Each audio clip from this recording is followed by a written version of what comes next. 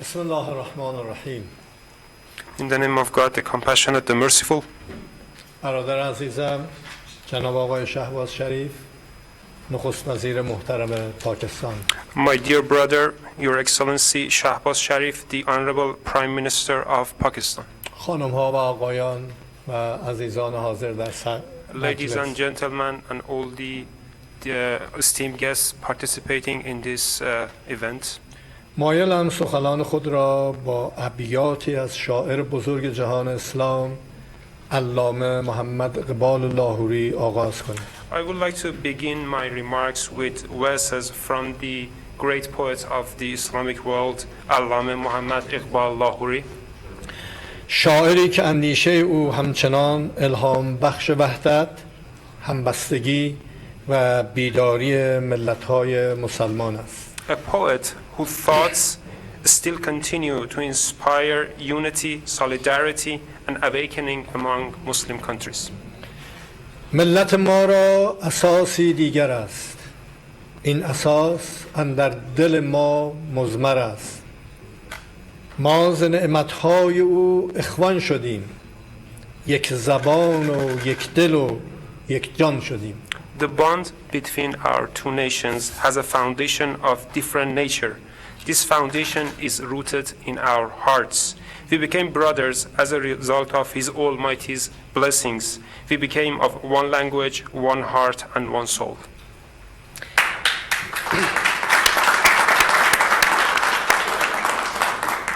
این ابیات به زیبایی حقیقتی را بازگو می کند که در طول دهه‌ها زیربنای روابط جمهوری اسلامی ایران و جمهوری پاکستان بوده است. These verses beautifully retell the story and the fact that for decades has been the foundation of relations between the Islamic Republic of Iran and the Islamic Republic of Pakistan. اینکه دو ملت صرفاً در کنار یکدیگر زندگی نمی کنند، بلکه در بسیاری از آرمانها، دغدغه‌ها و امیدهای خود سرنوشتی مشترک دارند. The fact that the two nations do not merely live next to each other, but they share a common destiny in the majority of their aspirations, concerns, and hopes.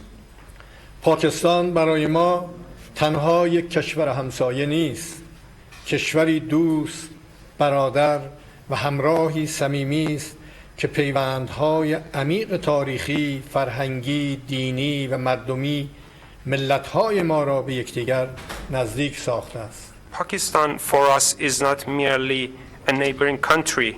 It's a brotherly and friendly country and has been a friendly and amicable companion and has had deep historical, cultural, religious and popular bonds between the two nations, and these bonds have brought together our nations closer.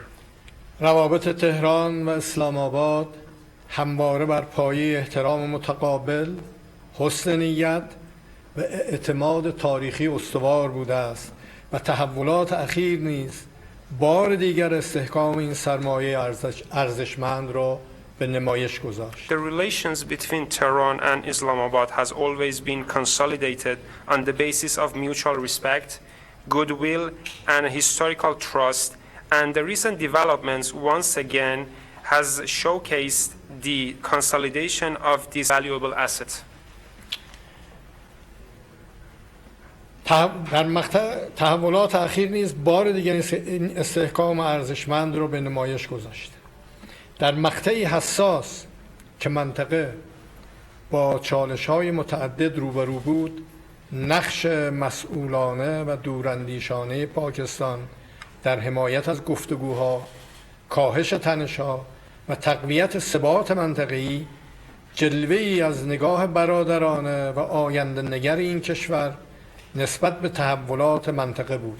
In a critical historical juncture that the region is facing a multitude of challenges, the responsible and visionary role played by Pakistan in supporting the discussions and negotiations, in de-escalating and in strengthening the regional stability is a manifestation of a brotherly and futuristic attitude and viewpoint by this country towards the developments in the region.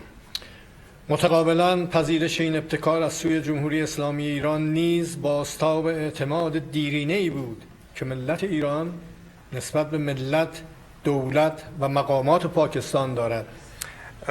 Mutually and reciprocally, the acceptance of this initiation by the Islamic Republic of Iran is also a reflection of the ancient and age-old trust that the Iranian nation has towards the nation, the government, and the authorities of Pakistan.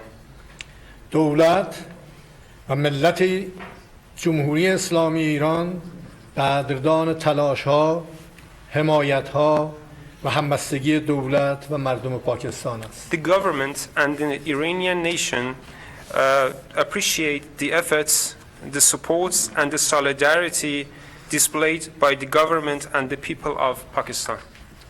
بر خود لازم می‌دونم از میزبانی و مهمان نوازی گرم دولت جمهوری اسلامی پاکستان از هیئت ایرانی تشکر و قدردانی نمایم. I deem it necessary to express my appreciation and gratitude to the government of the Islamic Republic of Pakistan for the warm welcoming and hospitality that they have shown towards the Iranian delegation.